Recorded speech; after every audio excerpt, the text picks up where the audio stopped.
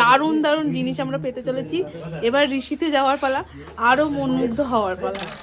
First day তো trip দারুণ, সবার রিভিউ। Thank you. এখন আমরা যাচ্ছি, কোথায় যাচ্ছি এখন? ঋষিকোলা যাচ্ছি এখন আমরা। ঋষিকোলা মাঙ্কি লজে যাচ্ছি, ওখানে গিয়ে পুরো টোটাল ভিউ ঘর দেখাবে। আর আজকে স্পেশাল অ্যাট্রাকশন ঋষিতে কি আছে?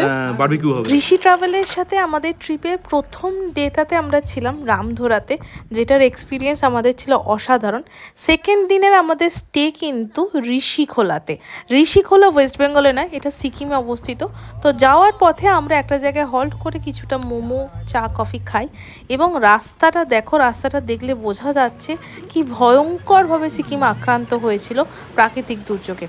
আমরা চলে এসেছি ঋষি নদী। ঋষি নদীটা কিন্তু ক্রস করেই আমাদেরকে ওপারে যেতে হয়, ওই পারেতেই সমস্ত হোটেলগুলো রয়েছে। আমরা থাকছি মাঙ্কিম লজে, যেটা অসম্ভব বড় একটা প্রপার্টি।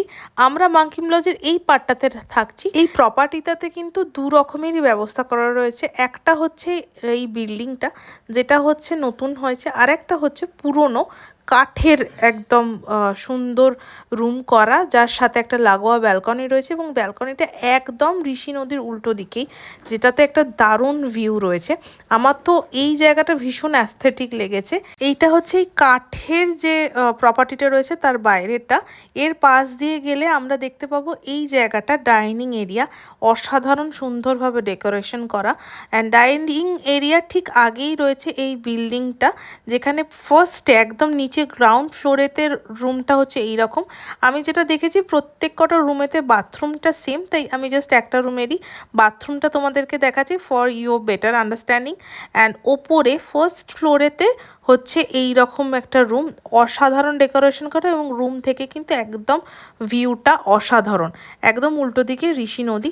সামনে যে ব্যালকনিটা রয়েছে সেই ব্যালকনিতেও কিন্তু বসার সুব্যবস্থা রয়েছে। একদম হাত বাড়ালেই নদী যাকে বলে, তাই একদম নদীর কাছে গিয়ে একটুখানি মজা করে নিলাম। সন্ধেবেলা আমাদেরকে দারুণ স্ন্যাক্স দেওয়া হয়েছিল, তার সাথে অসাধারণ চা।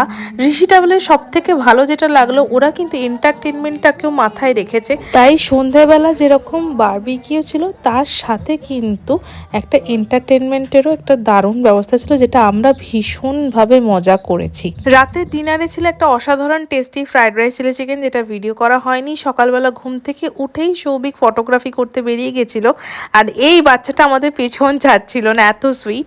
সকালবেলা ব্রেকফাস্টে ছিল আলুর পরোটা। তাড়াতাড়ি ব্রেকফাস্টটা কমপ্লিট করে আমরা বেরিয়ে পড়ি জুলুকের জন্য। জুলুক কিন্তু ঋষির থেকে অনেক ওপরে, আর ঠান্ডাটাও অনেক বেশি। তো নেক্সট ব্লগে দেখা হচ্ছে জুলুক থেকে। তারা